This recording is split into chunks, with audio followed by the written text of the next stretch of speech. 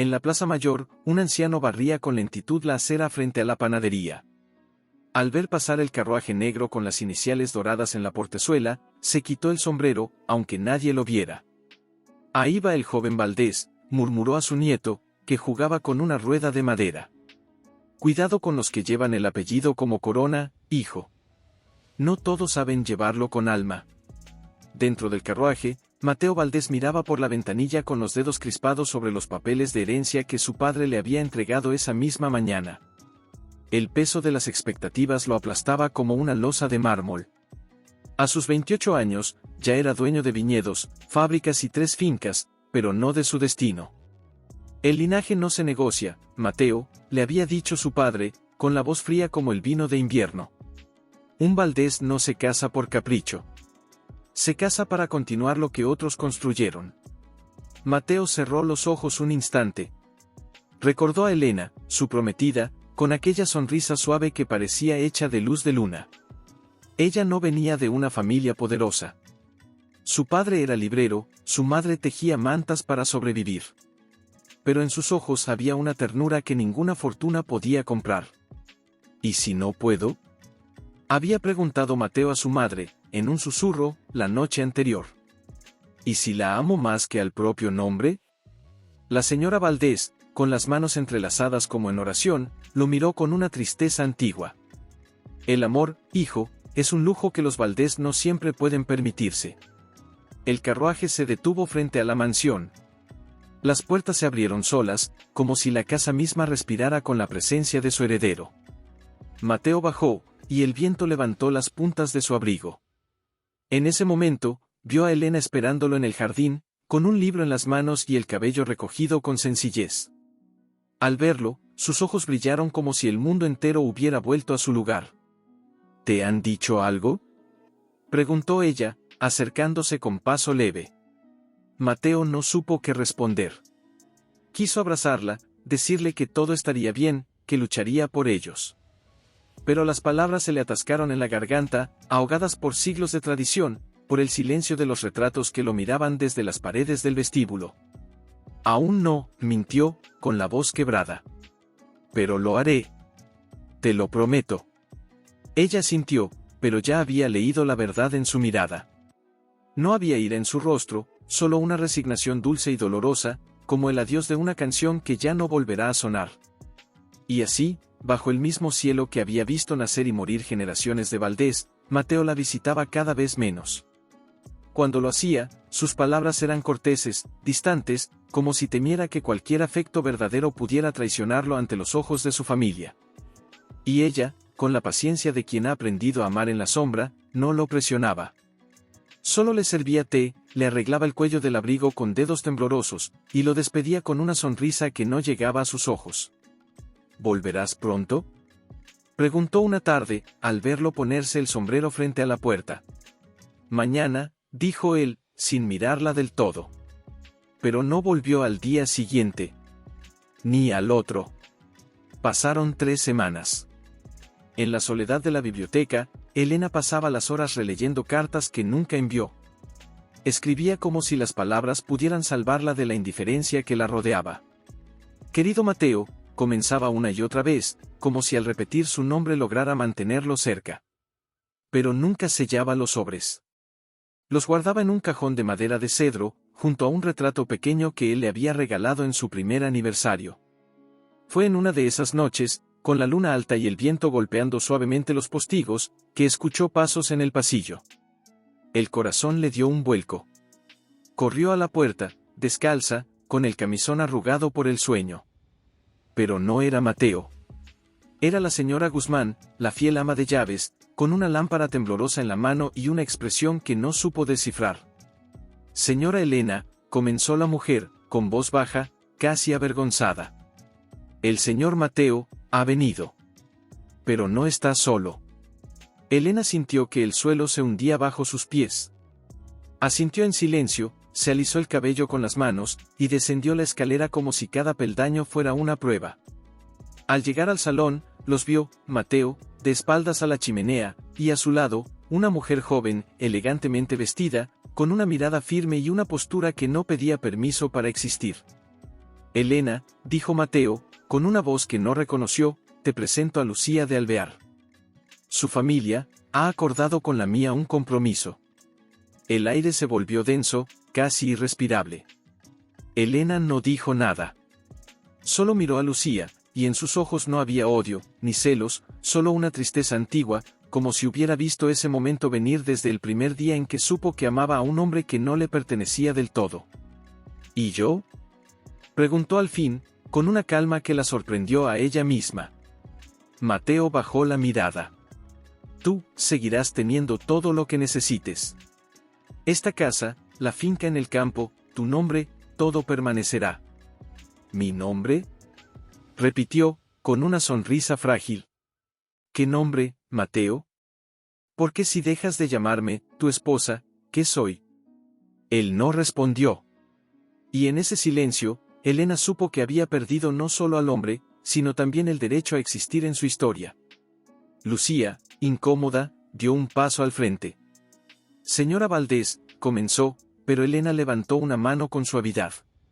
No. No soy la señora Valdés. Todavía no lo soy, y quizás nunca lo fui del todo.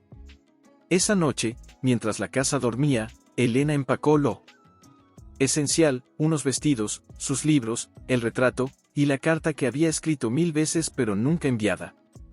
Al alba, un carruaje la esperaba en la puerta trasera. Nadie la despidió. Solo la señora Guzmán, desde la ventana de la cocina, lloró en silencio. La finca en el campo era hermosa, sí, con jardines silvestres y un lago que reflejaba el cielo como un espejo. Pero para Elena, era una prisión de terciopelo. Los días se volvieron largos, vacíos, llenos del eco de lo que pudo haber sido. Y sin embargo, no se quebró. Cada mañana, se levantaba al primer canto del gallo. Cuidaba las flores, enseñaba a leer a las hijas del mayordomo, escribía en su diario con letra firme. No por esperanza, sino por dignidad. Porque si el mundo la había olvidado, ella no se olvidaría a sí misma. Un año después, llegó la noticia, Mateo y Lucía se habían casado. La boda había sido fastuosa, comentada en toda la región. Elena no lloró. Solo encendió una vela en la capilla pequeña de la finca y murmuró, que seas feliz, Mateo. Aunque ya no sea a mi lado. Pero el destino, como siempre, tenía otros planes. Porque 3 años más tarde, una carta sellada con el escudo Valdés llegó a la finca. Lucía había muerto. Complicaciones después del parto. El bebé no sobrevivió. Elena sostuvo la carta entre sus manos temblorosas. No sentía alegría, ni alivio. Solo una pena infinita por aquel hombre que, una vez más, había sido arrastrado por las corrientes del deber. Y en ese momento, mientras el viento movía las cortinas como si quisiera abrazarla, supo que su historia con Mateo no había terminado.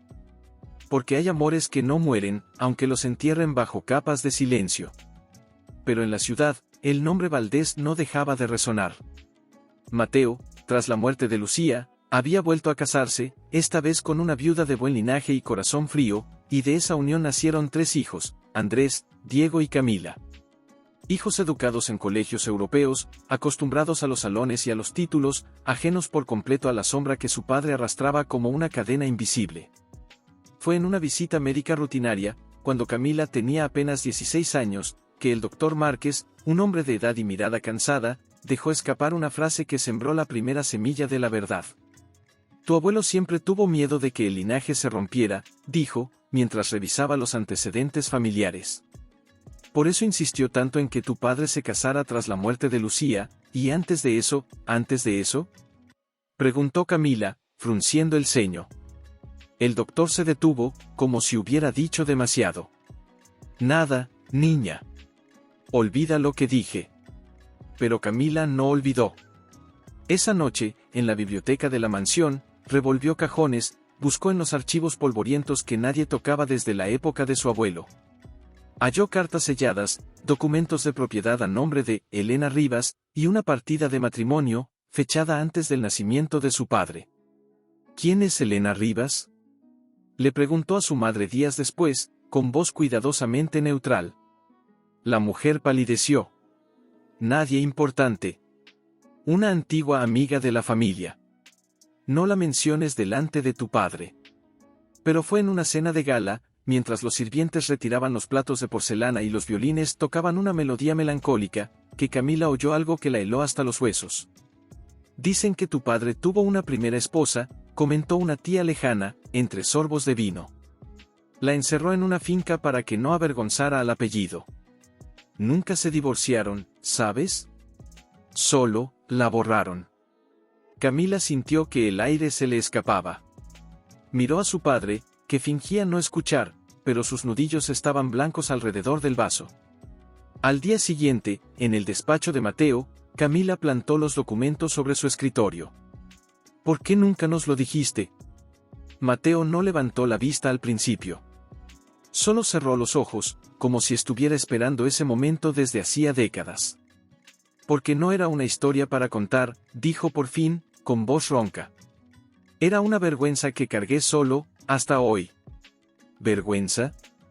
Repitió Camila, con los ojos llenos de lágrimas. ¿Ella era una vergüenza? No.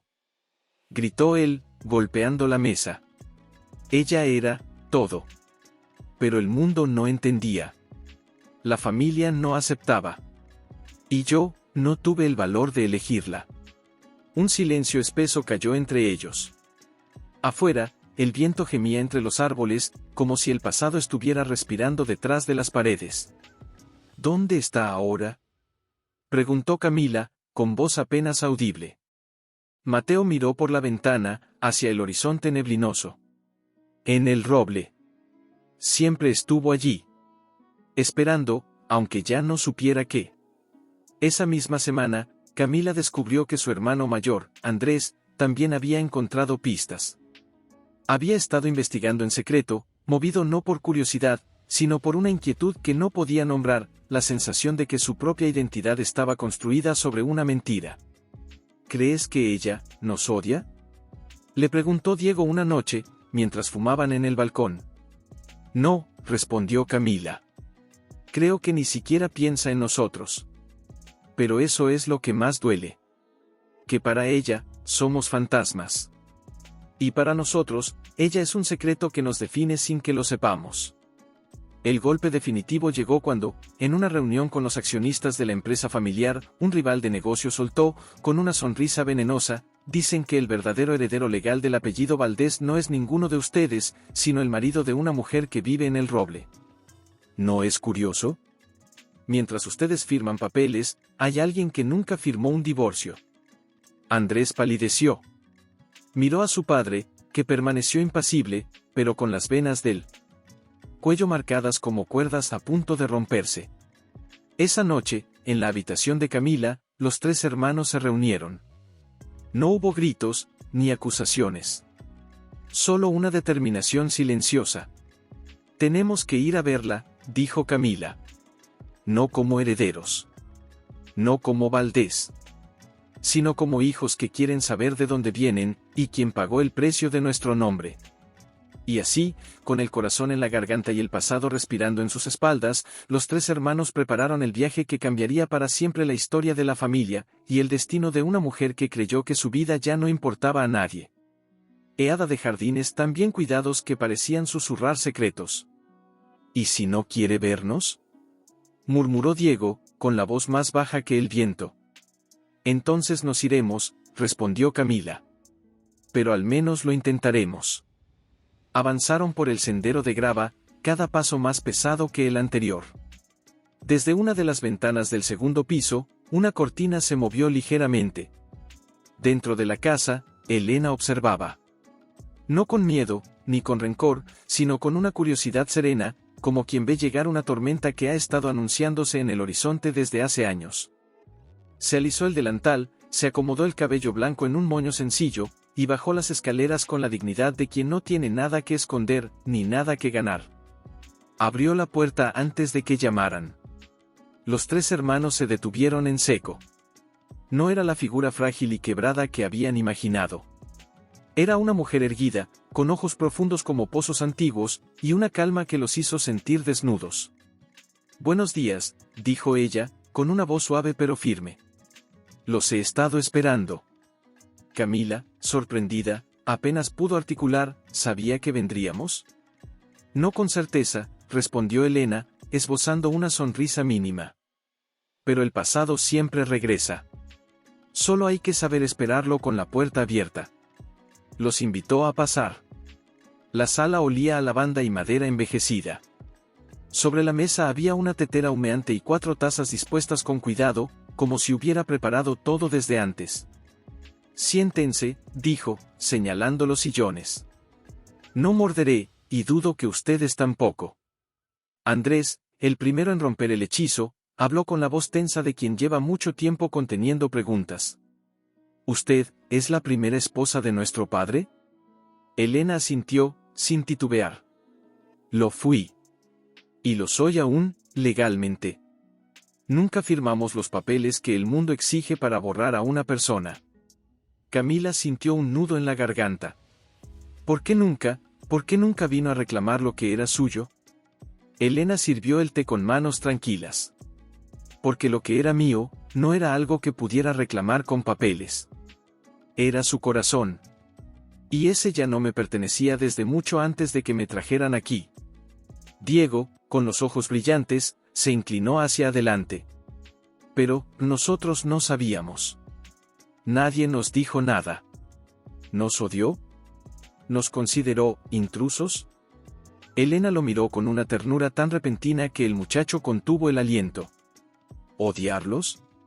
Ustedes eran niños. Hijos de un hombre atrapado entre el deber y el amor. No, nunca los odié. Solo sentí pena. Por ustedes. Por él. Por todos los que nacieron con un apellido que los obligaba a vivir a medias.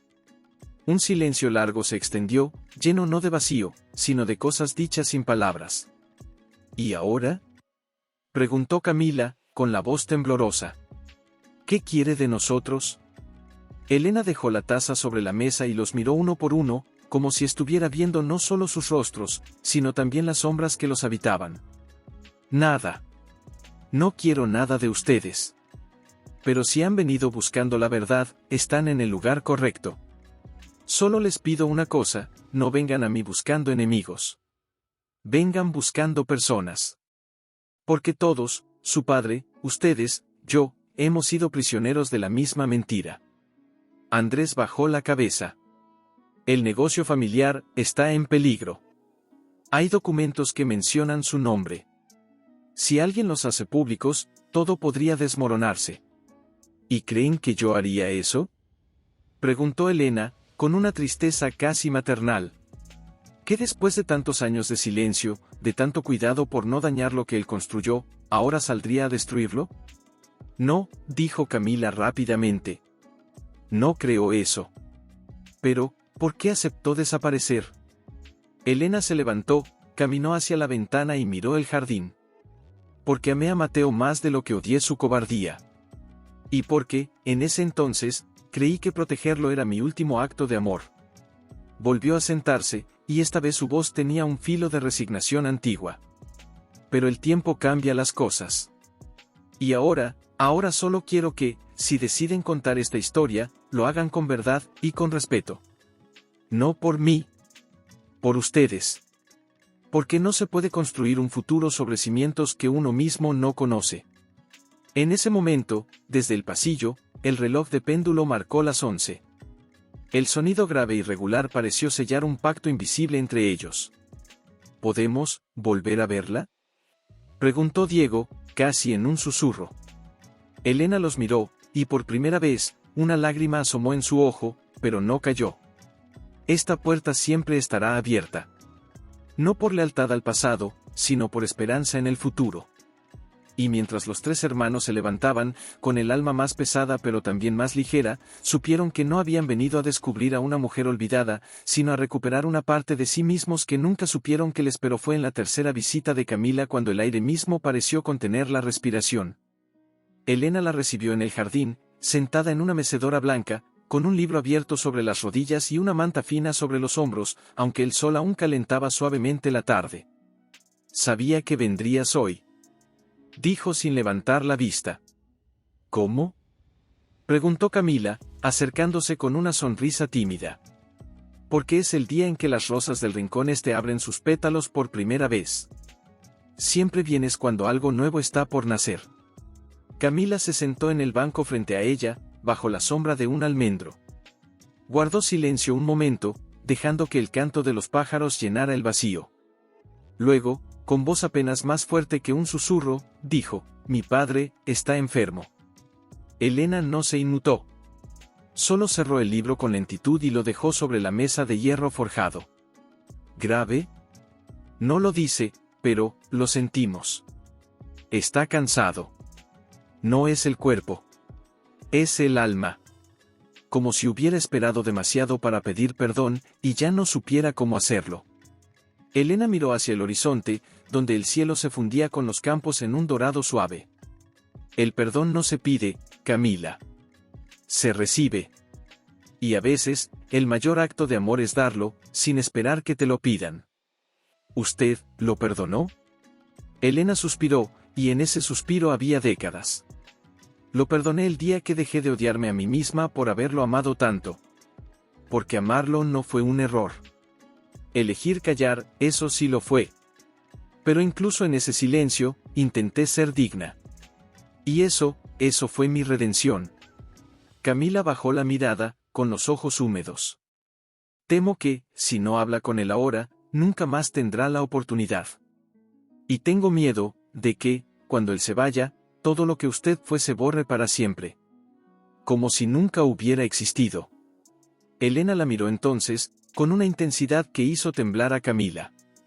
¿Crees que eso me importa? ¿Que mi nombre quede en los libros de historia, o en los testamentos? No, hija. Lo que me importa es que ustedes, no repitan los mismos errores. Que no dejen que el miedo decida por ustedes. Que no entierren el amor bajo capas de decoro. Se levantó con esfuerzo, apoyándose en el brazo de la mecedora, y caminó lentamente hacia una arca de madera que descansaba bajo el porche. La abrió con llave, y sacó un sobre amarillento, bien atado con un cordel rojo. «Toma», dijo, entregándoselo. «Son cartas que escribí a Mateo. Nunca las envié. Pero están llenas de lo que nunca pude decirle en voz alta. Si crees que puedes soportar leerlas, dáselas. Si no, quémalas. No importa. Lo importante ya fue dicho, aquí», señaló su pecho, donde siempre permaneció. Camila tomó el sobre con manos temblorosas. «¿Por qué confía en mí?» «Porque en tus ojos veo lo que él perdió al elegir el mundo antes que el corazón», respondió Elena, con una sonrisa triste. «Y porque tú, no estás dispuesta a perder lo mismo». El viento levantó las hojas del almendro, y por un instante, ambas mujeres se miraron como si se reconocieran más allá del tiempo, más allá del apellido, más allá del dolor. «Volveré», prometió Camila. «Sí», dijo Elena. «Y la próxima vez, no vendrás sola». No era una pregunta. Era una certeza. Y en el silencio que siguió, mientras Camila se alejaba por el sendero, Elena volvió a su mecedora, cerró los ojos y murmuró, tan bajo que solo el viento lo escuchó: «Ya casi termina, Mateo. Ya casi estás libre». Pero ni ella ni Camila sabían que, mientras hablaban, en la ciudad, un viejo socio de la familia Valdés había recibido una copia anónima de la partida de matrimonio entre Mateo y Elena, y que, al día siguiente, esa copia estaría sobre el escritorio de un periódico local. El pasado, esta vez, no volvería en silencio. El secreto de los Valdés, heredero ocultó a su legítima esposa durante décadas. Andrés no pudo terminar de leer. Sus manos temblaban tanto que el papel se le escurrió entre los dedos. Corrió al despacho de su padre, donde lo encontró sentado frente al ventanal, con una taza de café intacta y la mirada perdida en el jardín que ya no reconocía como suyo. «Padre», gritó, arrojando el periódico sobre el escritorio. «¿Qué es esto?» Mateo no se movió al principio. Solo lentamente, con una calma que aterraba más que cualquier grito, tomó el diario y lo abrió. Sus ojos recorrieron las líneas como si ya las hubiera leído 1000 veces en sus pesadillas. «Alguien ha decidido que el pasado ya no puede esperar», dijo con voz ronca. «¿Elena te envió esto?», preguntó Andrés, con los ojos inyectados de furia y miedo. «No», respondió Mateo, con una tristeza infinita. Ella jamás haría algo así. Entonces, ¿quién? Alguien que quiere quebrarnos. Alguien que sabe que el nombre Valdés ya no es tan fuerte como antes. En ese momento, Camila entró corriendo, con el mismo diario en la mano y el rostro pálido. Está en todas partes. En las calles, en los cafés, hasta en la iglesia lo están comentando. Dicen que tú la encerraste. Mateo cerró los ojos. No la encerré. La aparté. Pensé que la protegía. La enterraste viva. Gritó Andrés, golpeando la mesa. Y ahora todos saben que nuestra madre, que Lucía, no era tu esposa legítima. ¿Qué somos nosotros? ¿Fantasmas con apellido? Diego apareció en la puerta, con los ojos rojos. Acabo de hablar con los abogados. Hay accionistas que ya están retirando sus inversiones. Y los primos amenazan con impugnar la herencia si no se prueba que el matrimonio con Lucía fue válido. Un silencio denso, casi irrespirable, se instaló en la habitación. Fuera, el mundo entero parecía estar colapsando sobre los hombros de un hombre que ya no tenía fuerzas para sostenerlo. Tengo que ir a verla, dijo Mateo de pronto, levantándose. ¿A verla? Repitió Camila. ¿Ahora? ¿Después de todo? Sí. Ahora, respondió él, con una determinación que no habían visto en años. Porque si alguien va a enfrentar las consecuencias de mis errores, seré yo. No ella. No ustedes. Camila lo miró fijamente. ¿Y qué le dirás? La verdad, dijo, con una voz quebrada. Por fin, solo la verdad. Horas después, el mismo carruaje que tantas veces había llevado a Mateo lejos del roble lo devolvía, esta vez con paso lento, como si el caballo también sintiera el peso de lo que estaba por ocurrir. Elena lo esperaba en el porche. No con sorpresa, ni con rencor, sino con una quietud que lo conmovió hasta los huesos. Sabía que vendrías, dijo, sin moverse de su mecedora. Lo siento, fue lo único que logró decir Mateo, con la voz quebrada por el peso de 30 años de silencio. Lo siento, por todo. Elena lo miró largo rato, como si estuviera viendo no al hombre frente a ella, sino al muchacho que una vez le juró amor bajo la lluvia. No me pidas perdón a mí, Mateo. Pídeselo a los hijos que criaste creyendo que su historia era completa, cuando en realidad, siempre les faltó una mitad. ¿Y tú? Preguntó él, con los ojos llenos de lágrimas. ¿Me perdonas? Ella se levantó, caminó hasta él, y colocó una mano sobre su mejilla con una ternura que lo hizo temblar. Te perdoné hace mucho. Pero perdonarte no significa olvidar. Y no puedo fingir que no me rompiste el corazón, aunque lo hayas hecho sin querer. Mateo bajó la cabeza, abrumado. Todo se está desmoronando. El negocio, el nombre, la familia, entonces, dijo Elena, con una calma profunda, quizás era hora de que cayera. Porque lo que se construye sobre mentiras, nunca es verdadero. Él la miró, asombrado. ¿Y qué hago ahora? Lo que siempre debiste hacer, respondió ella. Reconocerme. No por el dinero, no por los títulos, sino porque merezco existir en tu historia. Y porque tus hijos merecen conocerla completa. En ese momento, desde el camino, se escuchó el traqueteo de otro carruaje. Los 3 hijos de Mateo bajaron uno tras otro, con expresiones distintas, Andrés, con la mandíbula apretada, Diego, inseguro, Camila, con los ojos brillantes de esperanza. Vinimos contigo, dijo Camila, acercándose. Porque esta historia, también es nuestra. Elena los miró, y por primera vez, algo en su mirada se suavizó. No eran extraños. Eran los hijos del hombre que amó. Y en sus rostros, veía pedazos de él, y también de sí misma, en la forma en que Camila inclinaba la cabeza, en la mirada curiosa de Diego, en la rigidez noble de Andrés. Entren, dijo, abriendo la puerta. Hoy no hay secretos. Solo verdades, y segundas oportunidades. Mientras todos entraban, el viento movió las cortinas de la sala, como si el pasado y el futuro se saludaran por fin, sin miedo. Pero afuera, en la carretera principal, Un hombre de traje oscuro observaba la casa desde lejos, con una sonrisa fría en los labios. «Que disfruten su reunión», murmuró. «Porque lo peor aún no ha comenzado». Y en su maletín, una carta sellada con el escudo de la corte esperaba para ser entregada al día siguiente, una demanda de nulidad de herencia, presentada por un pariente lejano que, es una demanda, dijo, con la voz seca. Presentada por Emilio Valdés, primo segundo del abuelo.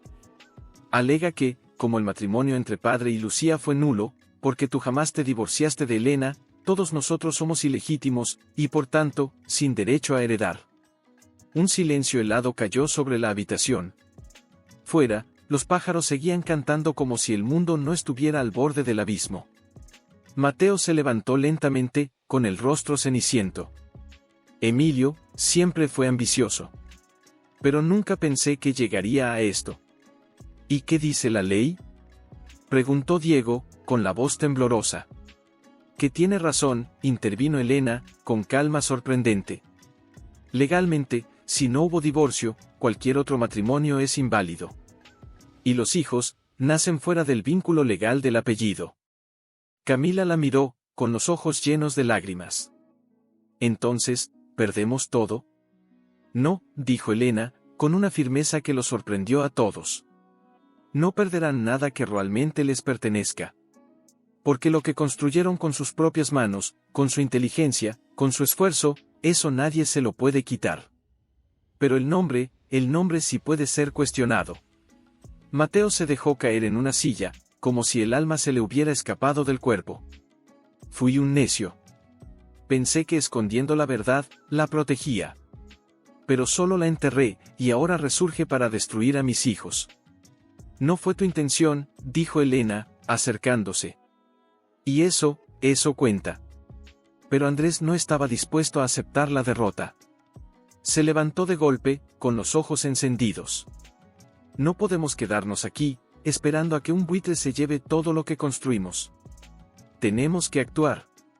¿Y qué propones?, preguntó Mateo, exhausto. Que presentemos una declaración pública. Que reconozcas a Elena como tu esposa legítima, y que declares que, a pesar de todo, fuiste tú quien nos crió, quien nos dio nombre, quien nos enseñó lo que significa ser Valdés. Que el mundo entero sepa que, aunque el papel diga una cosa, el corazón dice otra. Elena lo miró con una mezcla de orgullo y tristeza. Eres igual que él cuando tenía tu edad. Luchas con fuego, pero a veces, el fuego quema lo que más amas. Prefiero quemarme antes que dejar que nos arranquen la identidad. Gritó Andrés. ¿No somos ilegítimos? Somos Valdés porque lo vivimos, no porque un papel lo diga. En ese momento, desde el pasillo, se escuchó un crujido. Todos se volvieron. Era la señora Guzmán, la antigua ama de llaves, que había venido en secreto desde la ciudad al enterarse del escándalo. Perdonen la intromisión, dijo, con la voz temblorosa, pero, hay algo que deben saber. El abuelo, antes de morir, guardó un documento. Lo escondió en la biblioteca, detrás del retrato de la bisabuela. Decía que solo debía usarse si el nombre corría peligro de desaparecer. Mateo se levantó de un salto. Vamos. Ahora mismo. Horas después, en la mansión de San Lorenzo, bajo el polvo de décadas, encontraron un sobrelacrado con cera roja y el sello familiar. Dentro, una carta manuscrita por el viejo patriarca Valdés, fechada pocos días antes de su muerte: si algún día el linaje se ve amenazado no por enemigos externos, sino por la verdad de su propia sangre, que se sepa, reconocía a Elena Rivas como no era legítima en vida. Y aunque el mundo no lo supo, yo le di mi bendición. Que sus hijos, aunque nacidos de otro vínculo, lleven el nombre con honor, porque el verdadero Valdés no se mide por papeles, sino por el alma. Andrés sostuvo la carta como si fuera un relicario. Esto lo cambia todo. No, dijo Elena, con voz suave. Esto no cambia la ley. Pero sí cambia el alma de esta familia. Mateo la miró, con los ojos llenos de una emoción que ya creía olvidada. ¿Vendrás conmigo a la corte? ¿A testificar? No como mi esposa, sino como la mujer que merece ser recordada. Elena bajó la mirada un instante. Luego, con una sonrisa serena, asintió. Iré. Pero no por ti. Ni por ellos. Iré porque es hora de que las mujeres como yo dejen de ser sombras en las historias de los hombres. Esa noche, mientras todos dormían, Camila encontró a su padre en el jardín, mirando las estrellas. ¿Tienes miedo?, le preguntó, sentándose a su lado. Sí, respondió él. Pero por primera vez en años, también tengo esperanza. Y en el cielo, una estrella fugaz cruzó el firmamento, como si el destino mismo, pero cuando la puerta se abrió y Elena entró, no hubo estruendo, ni lágrimas, ni teatro. Solo una mujer anciana, erguida, con un vestido sencillo y los ojos tranquilos de quien ya no teme a nada. A su lado caminaba Mateo, no como un heredero, sino como un hombre que por fin había dejado de huir. ¿Esa es ella?, susurró alguien en las filas traseras. La esposa que enterraron viva, respondió otro. En la primera fila, Camila apretaba las manos de Diego y Andrés, como si temiera que el suelo se abriera bajo ellos. Cuando el juez llamó a Elena a declarar, su voz, aunque suave, resonó en cada rincón del salón. Señora Rivas, comenzó el abogado de Emilio, con una sonrisa fría, ¿es cierto que usted fue dada de baja socialmente por la familia Valdés y mantenida aislada durante más de 30 años? Elena lo miró sin parpadear. Nadie me dio de baja. Fui apartada. Pero no por prisión, sino por elección. La mía y la de Mateo. Aunque errónea, fue una elección. ¿Entonces admite que fue escondida para proteger el honor del apellido? Admito que fui silenciada, por un mundo que valoraba más el apellido que el alma. Pero yo no fui la única víctima. Él también perdió. Sus hijos también. Todos perdimos algo, por miedo a la verdad. El abogado apretó los labios, sorprendido por la serenidad de su respuesta. Intentó atacar de nuevo. Y ahora, tras décadas de silencio, ¿por qué decide hablar? Elena hizo una pausa. Miró a Mateo, luego a los 3 jóvenes en la primera fila. Porque el silencio ya no protege. Solo entierra. Y yo, ya no quiero que mis nietos crezcan pensando que el amor debe esconderse para ser respetable. Un murmullo recorrió la sala. Incluso el juez bajó ligeramente la cabeza, conmovido. Fue entonces cuando Mateo pidió la palabra. No como acusado, sino como testigo de su propia redención. Señoría, dijo, con voz firme, yo soy el responsable. Fui yo quien eligió el miedo sobre el amor. Fui yo quien permitió que el deber me cegara. Pero jamás dejé de amarla. Y si la ley dice que mis hijos no son legítimos, que así sea. Pero que el mundo sepa que los crié con el mismo orgullo, el mismo cariño, la misma sangre, que cualquier padre daría al hijo de su corazón. Camila no pudo contener las lágrimas. Ni Diego. Andrés, con los puños apretados, miraba al suelo, pero sus hombros temblaban. Emilio, desde su asiento, palideció. No esperaba esto. No esperaba dignidad. No esperaba amor. Al final del testimonio, el juez, un hombre mayor de bigote canoso y mirada cansada, miró a Elena y le dijo, Señora Rivas, si usted hubiera querido venganza, hoy tendría el mundo a sus pies. ¿Por qué no la busca? Ella sonrió, apenas. Porque la venganza no devuelve lo perdido. Solo agranda la herida. Yo no vine aquí a destruir, vine a sanar. El juez asintió lentamente. Y cuando, días después, emitió su fallo, sorprendió a todos. Reconoció la invalidez legal del segundo matrimonio. Sí. Pero también declaró que, por razones de equidad moral, vinculación afectiva y reconocimiento público prolongado, los hijos de Mateo Valdés conservarían el apellido y los derechos patrimoniales, siempre y cuando se incluyera en los registros oficiales una nota histórica. La familia Valdés reconoce a Elena Rivas como su primera y legítima esposa, cuyo nombre fue olvidado, pero nunca borrado del corazón de quienes la conocieron. Al salir del tribunal, bajo una lluvia suave que parecía lavar el pasado, Mateo tomó la mano de Elena. Gracias, dijo, con la voz rota. Por no odiarme. Nunca te odié, respondió ella. Solo esperé a que volvieras, a ti mismo. Detrás de ellos, Camila abrazó a sus hermanos. No había ganado nadie. Pero tampoco había perdido nadie del todo.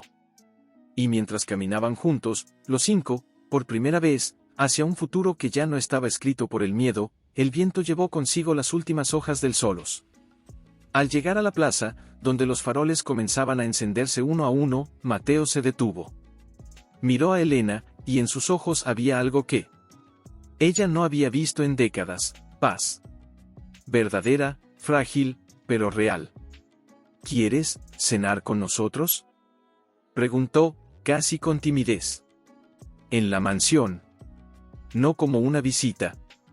Como lo que siempre fuiste. Elena no respondió de inmediato. Observó a Camila, que la miraba con una mezcla de esperanza y temor. A Diego, que no soltaba la mirada del suelo, como si aún no creyera que todo había terminado bien. A Andrés, que ahora caminaba con los hombros menos rígidos, como si hubiera dejado caer una armadura invisible. No en la mansión, dijo al fin, con suavidad. Allí los fantasmas son demasiado fuertes. Pero, sí. Cenaré con ustedes. En algún lugar nuevo. Donde podamos empezar, aunque sea tarde. Camila sonrió, con los ojos brillantes. Conozco un sitio. Pequeño, junto al río. Cocinan con leña y las mesas crujen, pero es honesto. Perfecto, dijo Elena. Y así, en una taberna humilde con cortinas de lino y olor a pan recién horneado, los 5 se sentaron alrededor de una mesa redonda, como si el universo hubiera querido reparar con círculos lo que antes fue roto en líneas rectas y frías.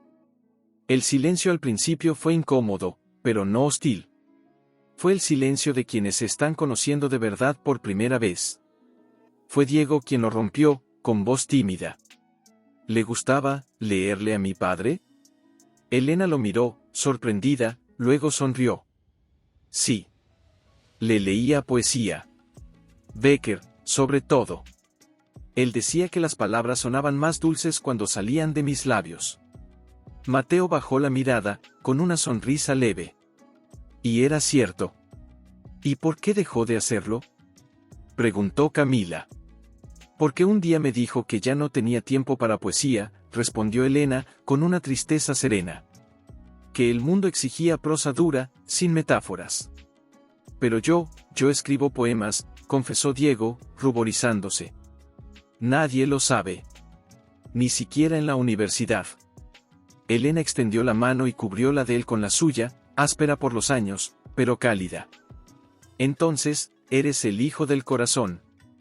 Porque el alma siempre encuentra su eco, aunque tarde siglos en resonar.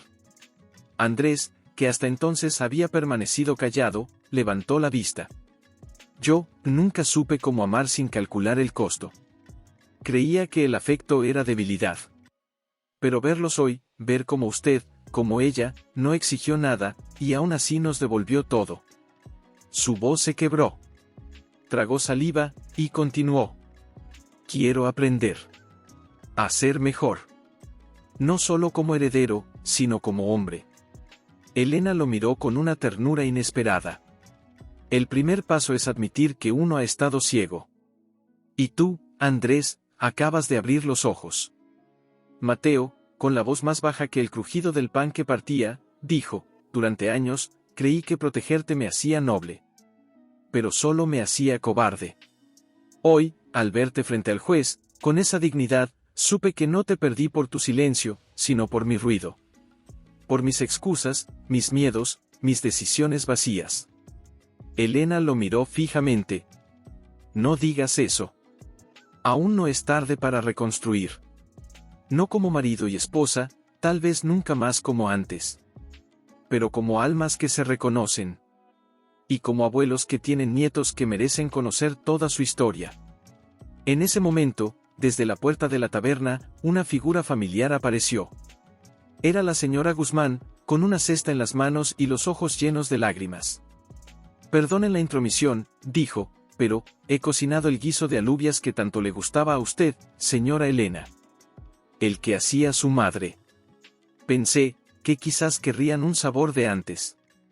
Elena se levantó, fue hacia ella, y la abrazó con una fuerza que sorprendió a todos. Gracias, susurró. Por recordar lo que el mundo olvidó. Mientras la señora Guzmán servía el guiso humeante, Camila miró a su padre y a Elena, y sintió algo que nunca había sentido antes: pertenencia. No por sangre, no por papel, sino por verdad. Pero en medio de esa paz recién tejida, en una esquina sombría de la plaza, Emilio observaba desde lejos, con las manos en los bolsillos y los dientes apretados. No había ganado la fortuna, pero aún tenía cartas por jugar.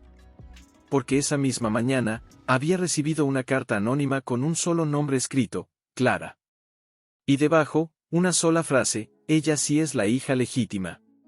Y está viva. El viento, que momentos antes había traído alivio, ahora llevaba una nueva sombra.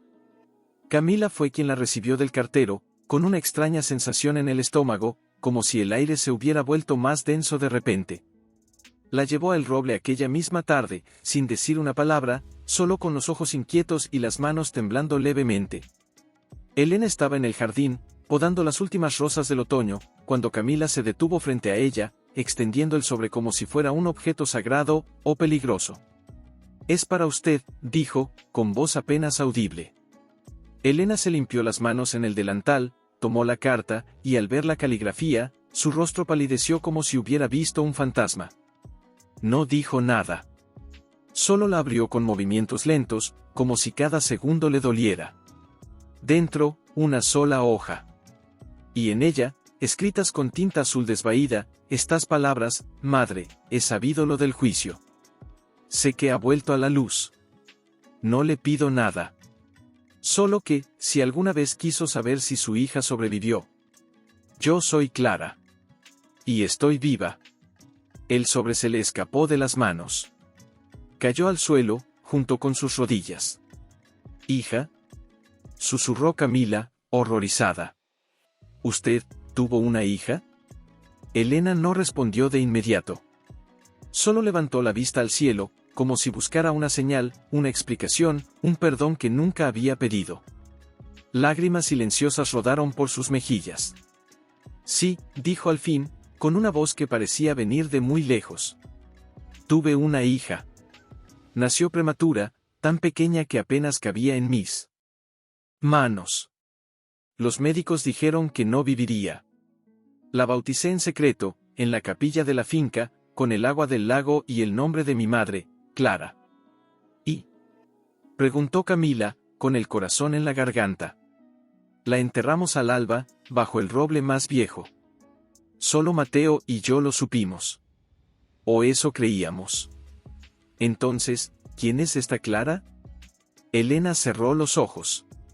«No lo sé. Pero si alguien conoce ese nombre, alguien sabe lo que nunca se publicó». Esa noche, en la mansión, la tensión era palpable. Mateo, al enterarse, se desplomó en una silla, con la mano sobre el pecho, como si el pasado le hubiera dado un puñetazo. «¿Crees que sobrevivió?», preguntó, con la voz quebrada. «No es posible», dijo Elena. «La vi. La sostuve. Estaba fría». «Pero, ¿y si los médicos se equivocaron?», intervino Diego. «¿Y si alguien la tomó, y la crió lejos?». «¿Quién haría algo así?», preguntó Andrés. Fue Camila quien, con los ojos llenos de una intuición aterradora, dijo en voz baja: «¿Y si fue obra de la propia familia? ¿Si alguien pensó que era mejor reemplazarla? ¿Que naciera una hija, válida, en otro seno, mientras la verdadera desaparecía?». Un silencio helado los envolvió. Fue entonces cuando la puerta del salón se abrió, y Emilio entró sin llamar, con una sonrisa fría y una mujer a su lado. Joven, de ojos profundos y rasgos que, al instante, hicieron que Elena se llevara una mano a la boca. «Permítanme presentarles», dijo Emilio, con voz suntuosa. «A Clara Valdés. La hija legítima de Mateo y Elena, y la verdadera heredera del apellido». La joven dio un paso adelante. No parecía triunfante. Solo cansada. Como si hubiera cargado ese nombre durante años sin saber a quién pertenecía. «No vine por dinero», dijo, con voz suave pero firme. «Vine porque, después de una vida entera siendo criada como la sobrina huérfana, merezco saber quién soy».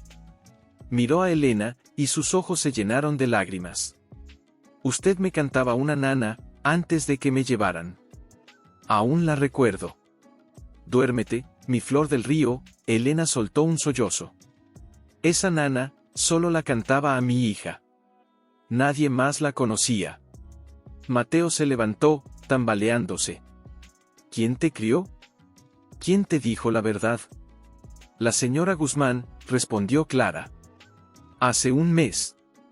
Estaba muriendo de un cáncer. No quiso irse sin confesar. Dijo que, tras el nacimiento, el patriarca Valdés la obligó a llevármela a una familia lejana. Que la niña que enterraron, no era yo. Que yo fui intercambiada. Un grito ahogado escapó de Camila. La señora Guzmán, la misma que les había llevado el guiso, la leal, la silenciosa, había guardado ese secreto durante más de 30 años. ¿Por qué? Preguntó Elena, con la voz rota. Porque creyeron que una hija no bastaba, dijo Clara. Querían un heredero varón. Y si la esposa no podía darlo, mejor borrarla del mapa. A ella, y a su hija. En ese momento, Elena se levantó, caminó hacia Clara, y la tomó entre sus brazos sin dudar.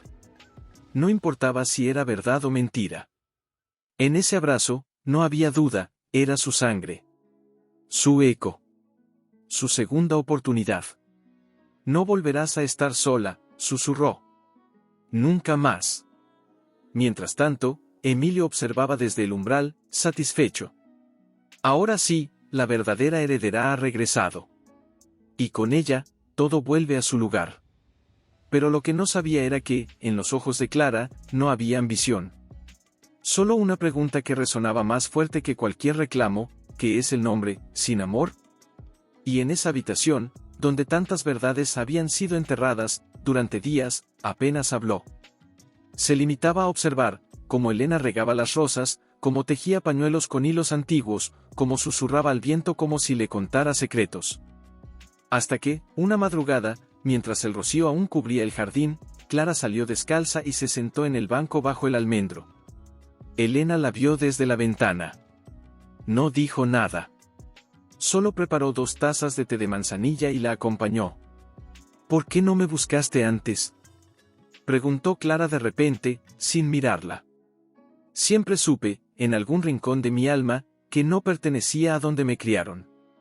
Elena dejó la taza sobre la mesa de hierro forjado y suspiró. Porque creí que estabas muerta. Y cuando crees que perdiste a alguien, no buscas. Solo lloras. Y aprendes a vivir con el hueco. Pero si hubieras sospechado, ¿no habrías luchado? Sí, respondió Elena, con una tristeza antigua. Pero en aquel entonces, yo no tenía poder.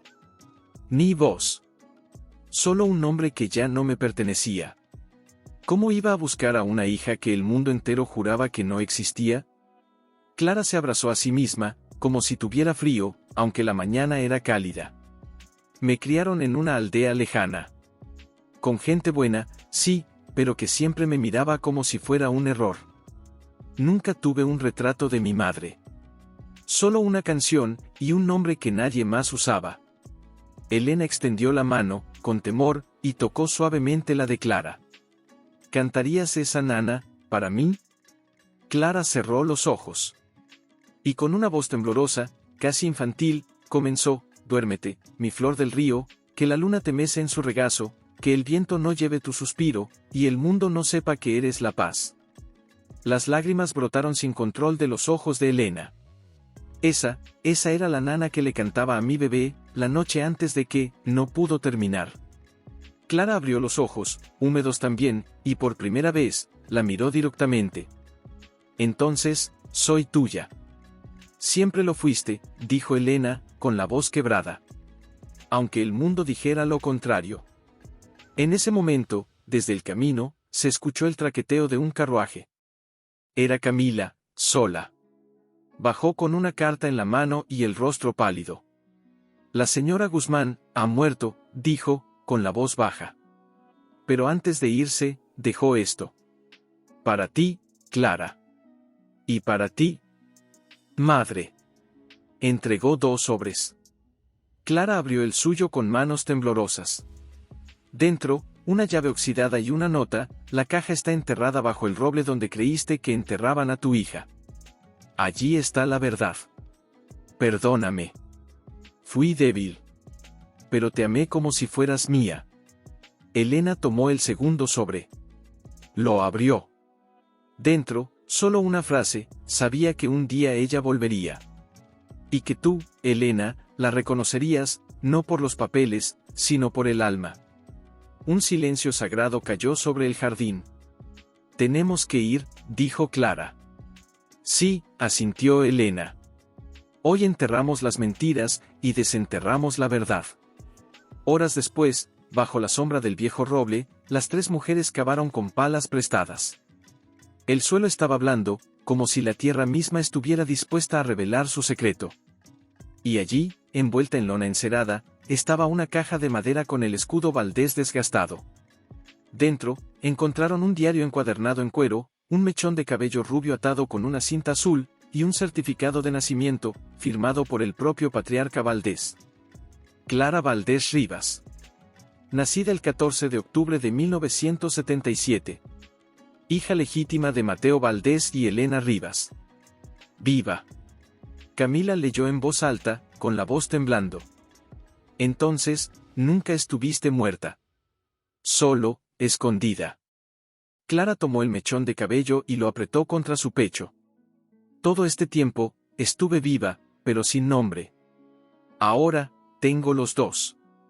Elena la abrazó, y esta vez, no fue un abrazo de reencuentro, sino de rescate. De dos almas que se habían estado buscando a través del tiempo. Pero mientras celebraban en silencio, en la ciudad, Emilio recibía una visita inesperada. Un hombre de traje negro, con un maletín en la mano.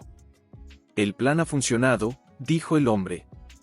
Ahora que la hija legítima ha aparecido, la herencia está dividida. Y con la confusión, usted puede reclamar el control total. Emilio sonrió, pero esta vez, con una duda en los ojos.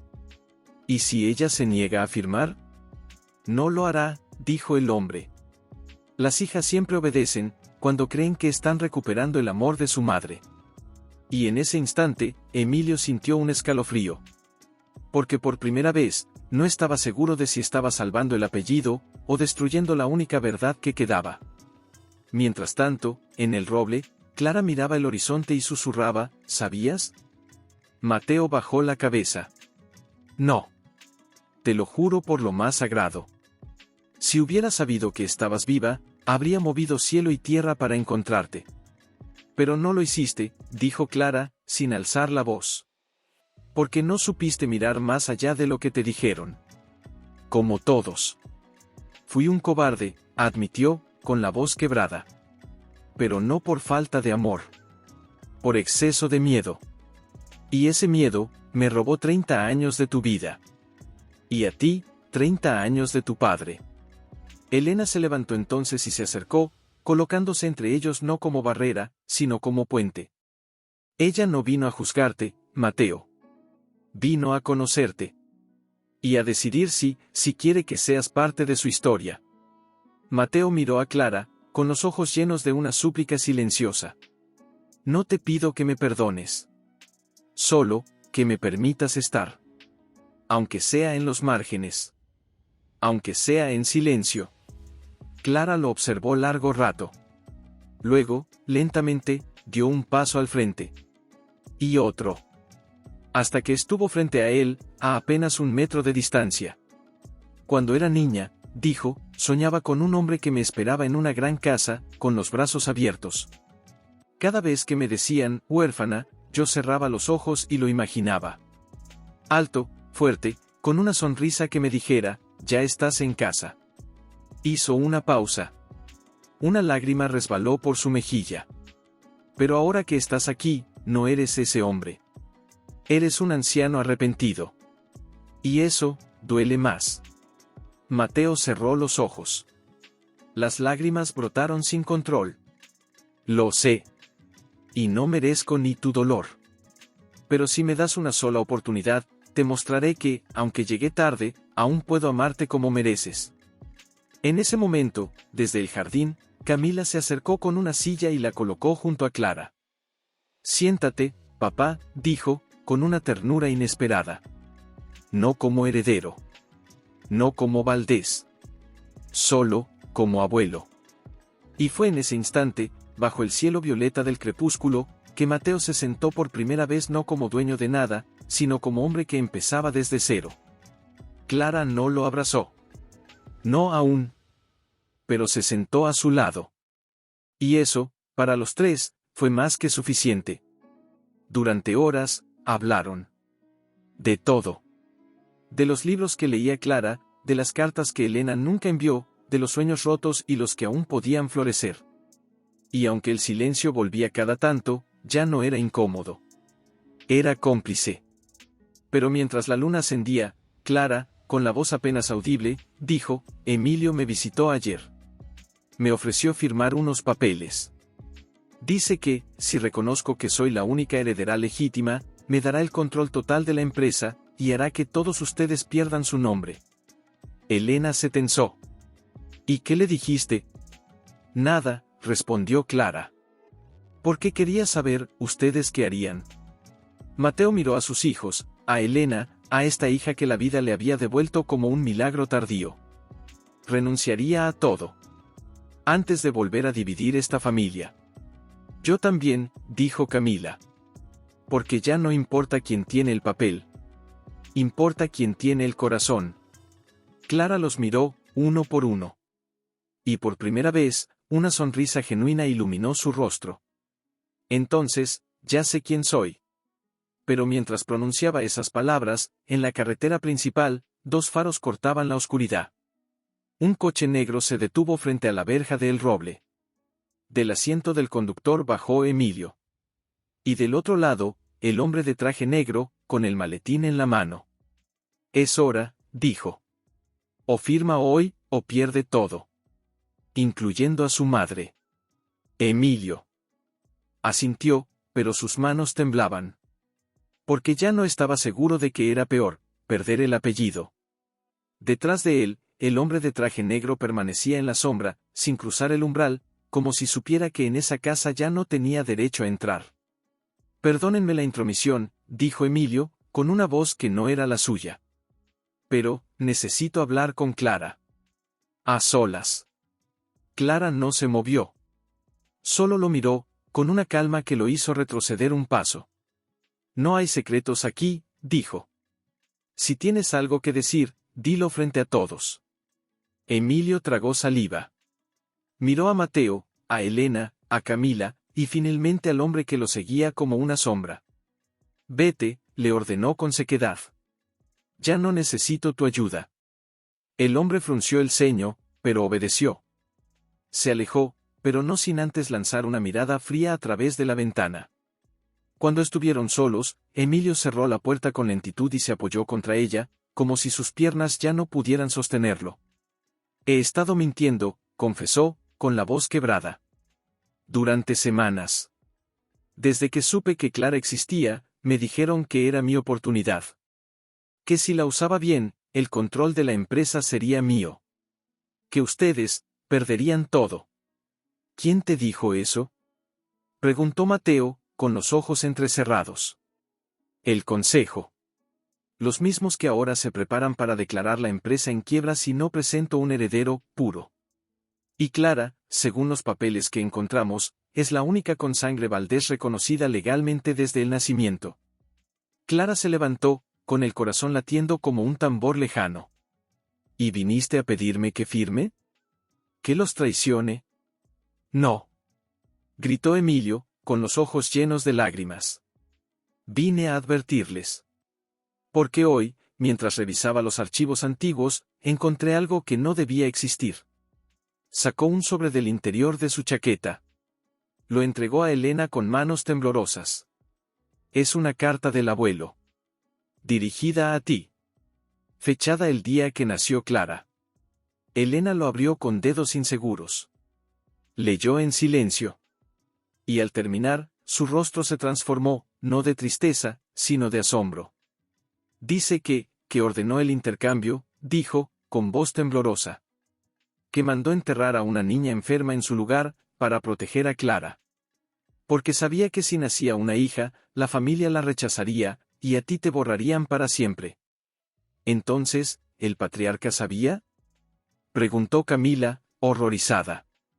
Sí, dijo Emilio. Y no lo hizo por crueldad. Lo hizo por amor. Porque creyó que, si Clara desaparecía, tú, Elena, perderías todo. Pero si la ocultaba, algún día podría regresar. Y contigo. Un silencio sagrado cayó sobre la habitación. Pero si eso es cierto, dijo Clara, con la voz apenas audible, entonces mi existencia no fue un error. Fue un acto de resistencia. Sí, susurró Elena. Te salvaron, para que un día nos salvaras a nosotras. Emilio se dejó caer en una silla, con la cabeza entre las manos. He estado tratando de ganar una guerra que ya estaba perdida desde el principio. Porque lo que ustedes tienen, no se puede comprar con papeles. Es algo que ni el apellido Valdés puede contener. Mateo se acercó a él y puso una mano en su hombro. Entonces, hermano, deja de luchar contra nosotros. Lucha con nosotros. Emilio levantó la vista, con los ojos llenos de una emoción que no había mostrado en años. ¿Aún soy parte de esta familia? Siempre lo fuiste, dijo Camila. Solo te olvidaste de mirarte en el espejo correcto. En ese momento, desde la ventana, vieron cómo el coche negro del hombre de traje se alejaba por el camino, furioso. Pero ya no importaba. Porque algo más fuerte que los contratos, más antiguo que los títulos, acababa de renacer entre ellos, la lealtad verdadera. Pero mientras la calma volvía, Clara, con una intuición que parecía venir del alma misma, murmuró, algo aún falta. Algo que el abuelo no contó. Y en ese instante, como si el destino respondiera, el viejo reloj de péndulo en el pasillo dio las 12, esto, estaba entre las pertenencias de la señora Guzmán, dijo, con la voz temblorosa. Lo guardé porque reconocí la caligrafía. Lo entregó a Clara. Ella lo abrió con lentitud, como si temiera lo que pudiera contener. Dentro, una carta. Y una fotografía pequeña, desgastada por el tiempo. En la foto, una mujer joven sostenía a una niña de cabello rubio, junto a un hombre de traje oscuro. Al dorso, una frase escrita con tinta azul, Clara a los 3 años. Con su madre adoptiva, doña Inés, y su tío Emilio. San Isidro, 1980. Clara palideció. ¿Tío Emilio? Todos miraron a Emilio. Él, por primera vez, bajó la cabeza con vergüenza. Sí, confesó. Yo, la visitaba. En secreto. Desde que supe la verdad. No como heredero, sino como quien se sentía culpable. Mi tía Inés la crió como suya, pero siempre supe quién era. Y cada año, en su cumpleaños, le dejaba un libro. Nunca firmado. Solo, con una flor presionada entre las páginas. ¿Los libros de Becker? Preguntó Clara, con los ojos brillantes. ¿Eran tuyos? Emilio asintió, con la voz apenas audible. Eran los que leía tu madre, según me contó la señora Guzmán. Pensé que, si no podía darte un nombre, al menos podría darte un pedazo de su alma. Elena se llevó una mano al pecho, conmovida. Por eso reconociste la nana.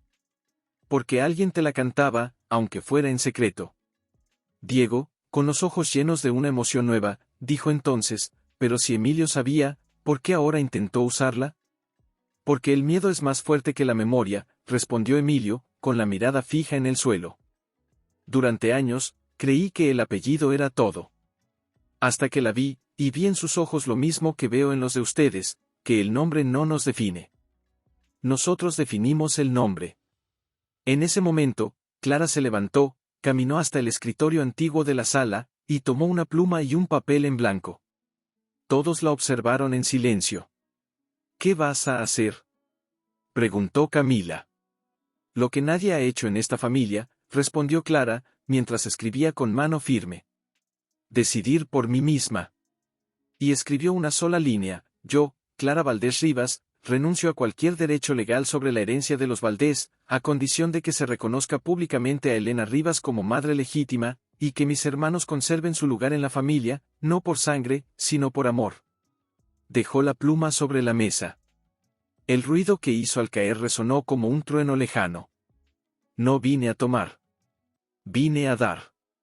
Porque si el apellido Valdés vuelve a significar algo, será porque lo dignificamos con verdad, no con posesión. Mateo se acercó a ella, con los ojos llenos de lágrimas.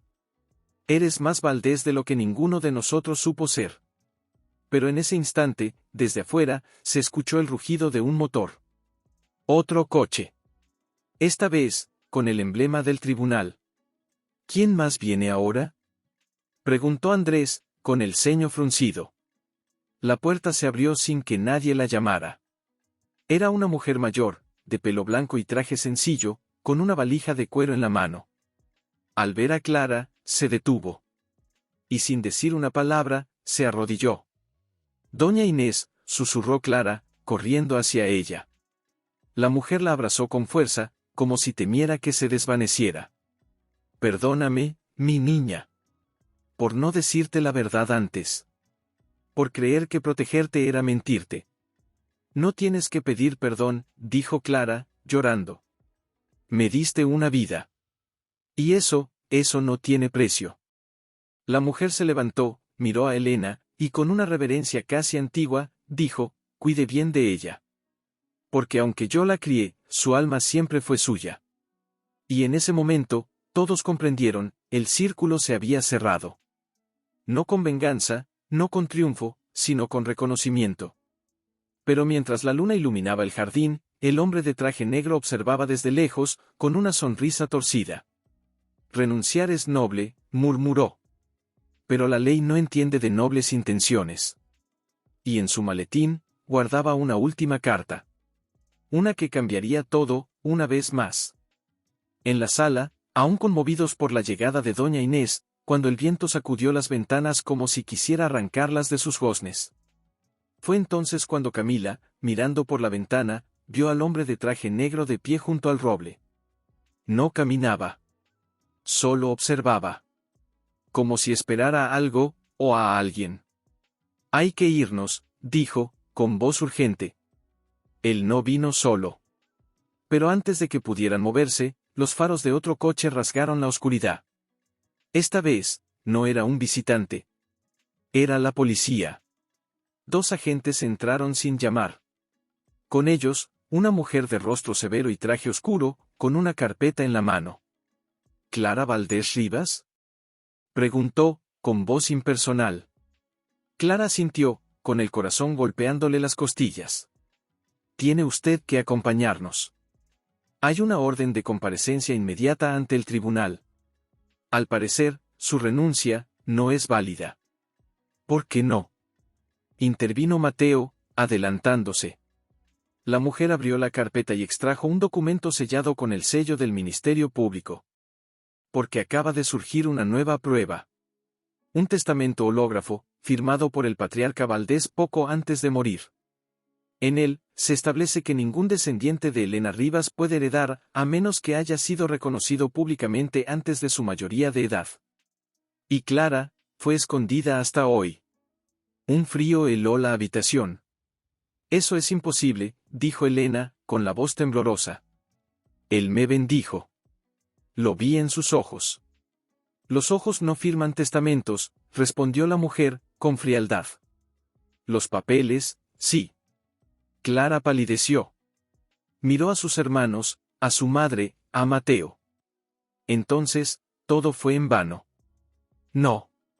Gritó Diego, con los ojos llenos de lágrimas. Ustedes no pueden borrarla solo porque el papel no la nombró a tiempo. La ley no se negocia con sentimientos, joven, dijo uno de los agentes. Pero en ese momento, Emilio, con una determinación que nadie le conocía, se interpuso. Espere. Hay algo que no sabe. Se volvió hacia Clara y le tomó las manos. Hace 20 años, cuando cumpliste 18, fui a verte. Llevaba una carta de Mateo, y una fotografía de Elena. Te la entregué. Y tú, la guardaste. Clara abrió los ojos como platos. Sí, la tengo. La guardé en el libro de Becker. Nunca supe por qué. Tráela. Urgió Emilio. Camila corrió a la habitación donde Clara había dejado sus cosas. Volvió con el libro. Entre sus páginas, amarillenta por el tiempo, estaba la carta. Y en el reverso, escrita con la letra de Clara adolescente, una frase: hoy supe quién soy. Y aunque el mundo no lo sepa, yo sí. Emilio la mostró a la funcionaria. Esto es reconocimiento voluntario. Escrito por ella misma antes de los 21 años. Cumple con el espíritu de la cláusula. La mujer frunció el ceño, pero no pudo negar la evidencia. Esto complica las cosas. No las complica, dijo Elena, con una calma que impresionó a todos. Las aclara. Porque el alma no espera a la ley para existir. Y Clara existió siempre. La funcionaria guardó silencio un largo momento. Luego, con un suspiro casi imperceptible, cerró la carpeta. Voy a presentar esto al juez. Pero adviértoles, el testamento es claro. Si no convencen al tribunal de que hubo reconocimiento real, todo el patrimonio Valdés pasará al Estado. Se marcharon tan rápido como habían llegado. El silencio que dejaron era más pesado que antes. Clara se dejó caer en una silla, con la carta apretada contra el pecho.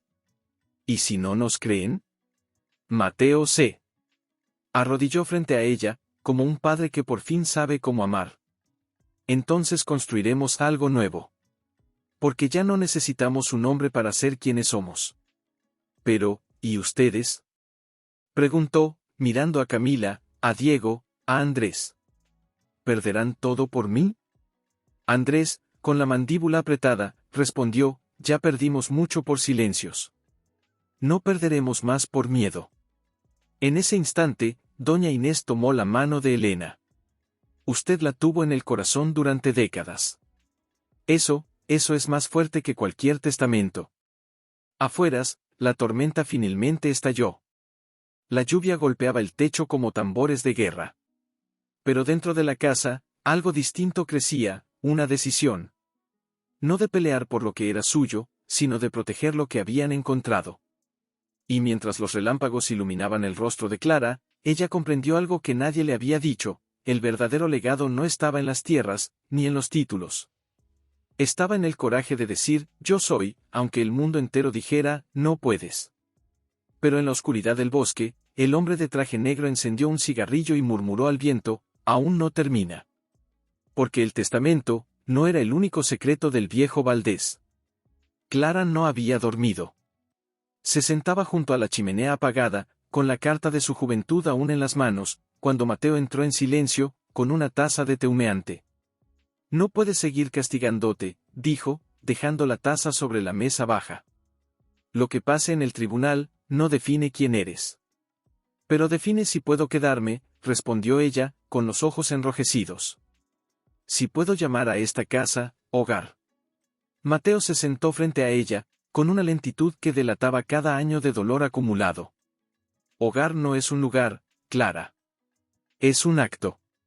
El acto de elegir, una y otra vez, quedarte con quienes te ven, incluso cuando tú no te ves. Antes de que ella pudiera responder, Camila irrumpió en la sala, con el rostro iluminado por una mezcla de terror y esperanza. Acabo de hablar con el notario, dijo, sin aliento. El hombre de traje fue a la caja de seguridad del abuelo anoche. La abrió con una llave que solo él tenía. Y sacó algo. ¿Qué? Preguntó Diego, que entró tras ella, empapado por la lluvia. Un diario. Pero no cualquiera. El diario personal del patriarca Valdés. El que nadie creía que existía. Elena, que apareció en el umbral con una bata cubierta de lana sin tejer, palideció. Ese diario, lo vi una vez. El día que me entregó su bendición. Me dijo, cuando el nombre esté a punto de caer, que la verdad lo levante. ¿Y qué dice? Preguntó Andrés, entrando con Emilio tras él. Nadie lo sabe aún, respondió Camila. Pero el notario me llamó porque el hombre de traje intentó destruirlo. y en su desesperación, dejó caer una hoja. La tengo aquí. Extrajo un papel doblado de su abrigo. Lo desplegó con manos temblorosas. Todos se acercaron. La página estaba escrita con tinta sepia, con una letra firme y antigua: hoy nació mi nieta Clara. Elena la sostiene con manos temblorosas, pero con ojos llenos de luz. Temí que mi familia la rechazara. Temí que la historia se repitiera. Así que hice lo que creí correcto, la escondí, pero no la abandoné. Cada año, en su cumpleaños, dejaré una carta en la caja de seguridad. Para que, si algún día regresa, sepa que nunca estuvo sola. Que aunque el mundo la borró, yo la escribí en mi alma. Y en el alma de los Valdés, el amor siempre fue más fuerte que el linaje. Un silencio sagrado cayó sobre la habitación. Clara llevó una mano a su boca, conteniendo un sollozo. ¿Hay más?, preguntó, con la voz quebrada. Sí, dijo Camila. 30 cartas. Una por cada año de tu vida. En ese momento, Emilio tomó la palabra, con los ojos brillantes. El hombre de traje no es un abogado cualquiera. Es el nieto del antiguo mayordomo. Su abuelo fue el que ayudó a esconder a Clara. Y ahora quiere usar el diario para chantajear al tribunal, o le dan el 10% de la herencia, o quema las cartas. No puede hacer eso, gritó Diego. Sí puede, dijo Elena, con una calma que heló la sangre. Porque sabe que para Clara, esas cartas valen más que todo el oro del mundo. Clara se levantó, con una determinación que los dejó sin aliento. Entonces, lo enfrentaré. Hoy. Ahora. Es peligroso, advirtió Andrés. Más peligroso es vivir sin saber quién me amó, cuando creía que nadie lo hizo. Mateo la miró, y en sus ojos no había miedo, sino orgullo. Vamos juntos. Y así, bajo la lluvia persistente, 5 generaciones de Valdés, por sangre, por elección, por verdad, caminaron juntas hacia la ciudad, no como herederos, sino como guardianes de una historia que ya no temía al sol. Pero mientras el carruaje se alejaba, en una habitación del hospital, la señora Guzmán, en su lecho de muerte, abrió los ojos por última vez, y susurró a la enfermera: dígale a Clara, que el diario no es todo.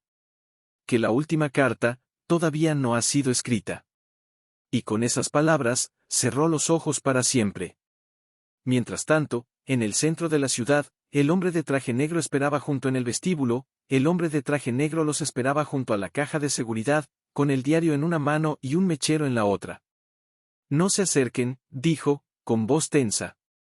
Si alguien da un paso más, quemo todo. 30 años de cartas.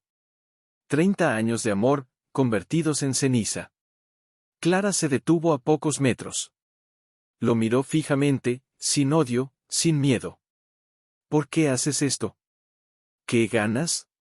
Él se rió, pero era una risa hueca, rota. Mi abuelo fue mayordomo de los Valdés. Trabajó toda su vida en silencio.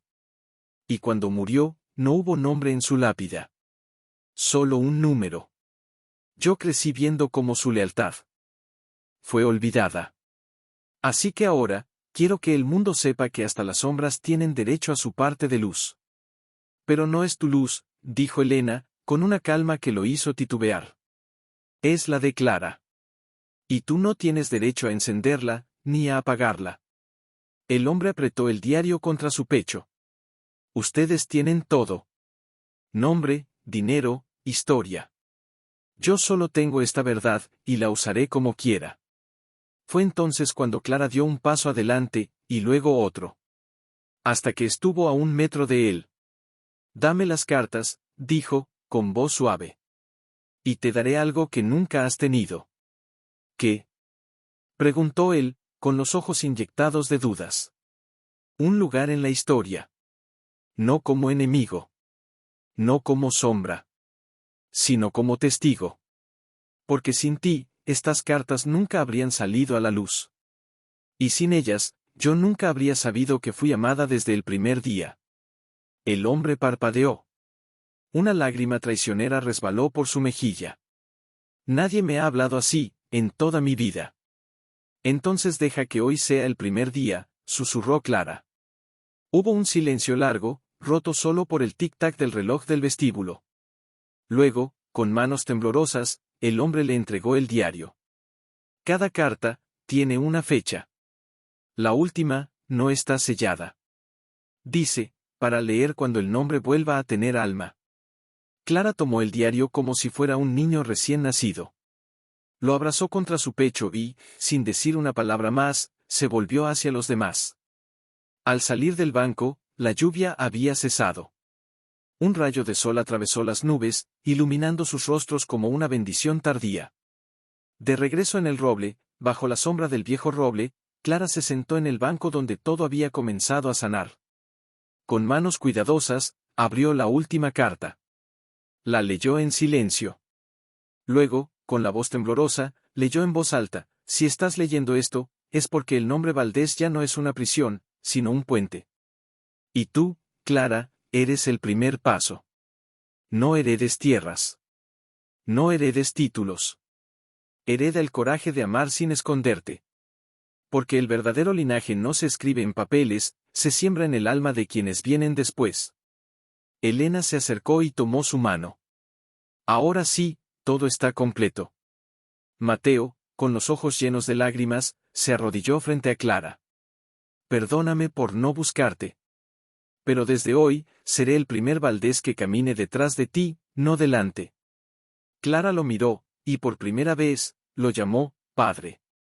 Fue entonces cuando Mateo, con una lentitud cargada de siglos, se levantó y caminó hacia la pequeña capilla que Elena había construido años atrás junto al lago, una capilla sin sacerdotes, sin misas, solo con un altar de madera y una vela siempre encendida. Vengan, dijo, sin alzar la voz, pero con una autoridad nueva. Hoy no celebramos una herencia, sino una promesa. Todos lo siguieron. Elena tomó la mano de Clara. Camila se apoyó en el hombro de Diego. Andrés caminaba junto a Emilio, ya sin la distancia que alguna vez lo separó.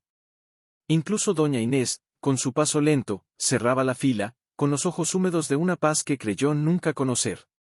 Dentro de la capilla, Mateo se volvió hacia ellos.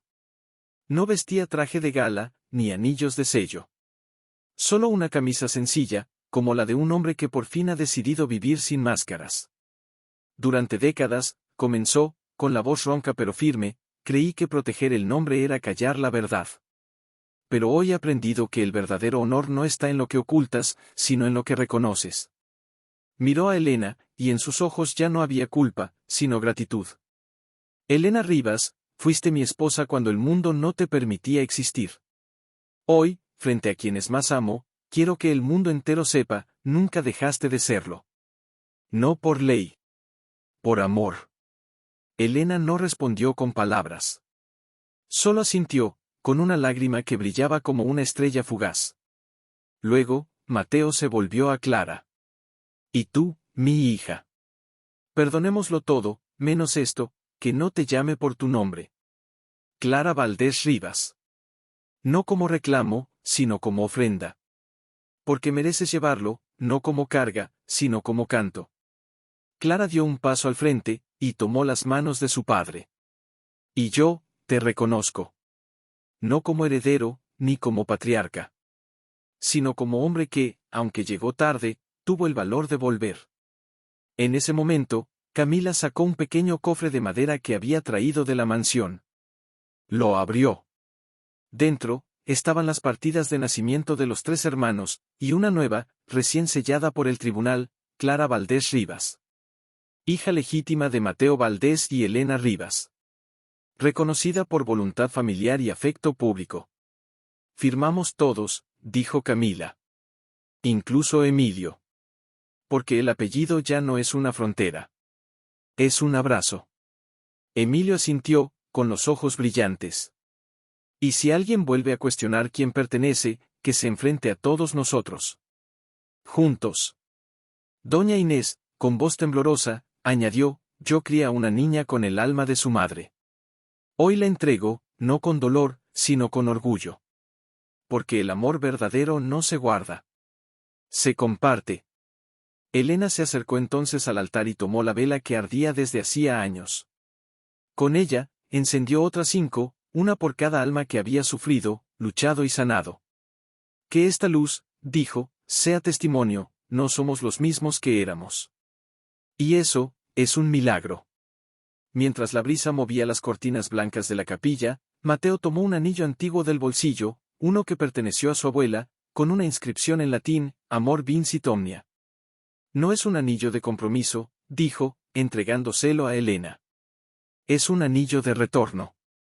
Porque aunque el tiempo nos separó, nuestros corazones nunca se divorciaron. Elena lo tomó, y esta vez, no lo guardó en un cajón. Se lo puso en el dedo, como quien cierra un círculo que nunca debió romperse. Y en ese instante, mientras el sol se hundía tras los árboles y las 5 velas ardían en armonía, algo más que un nombre fue restaurado, la fe en que el amor, incluso cuando se entierra, no la abrió. No hizo falta. Al verla, supo. Corrió al jardín, donde Clara y Elena tejían bajo el almendro, y se la entregó con manos temblorosas. Otra vez, dijo, con la voz quebrada. ¿Alguien más? Clara tomó la carta, la miró un instante, y en lugar de rasgarla o temerla, sonrió. No con amargura, sino con una serenidad que sorprendió a todos. Abra, dijo Elena. Clara rompió el sello.